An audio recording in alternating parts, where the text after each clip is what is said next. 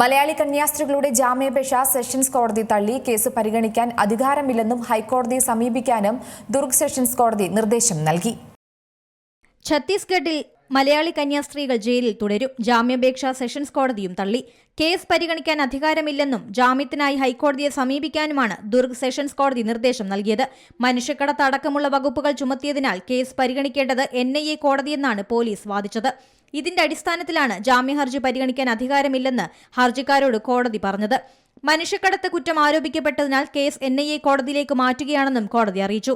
10 വർഷം വരെ തടവ് ശിക്ഷ ലഭിക്കാവുന്ന കുറ്റങ്ങൾ പരിഗണിക്കുന്നത് ഈ കോടതിയാണ്. മതപരിവർത്തനമോ മനുഷ്യക്കടത്തോ നടന്നിട്ടില്ലെന്നും ജോലി ചെയ്ത് ജീവിക്കാനായി ഭരണഘടന നൽകുന്ന അവകാശമാണ് യുവതികൾ ഉപയോഗിച്ചതെന്നും ജാമ്യാപേക്ഷയിൽ പറയുന്നു.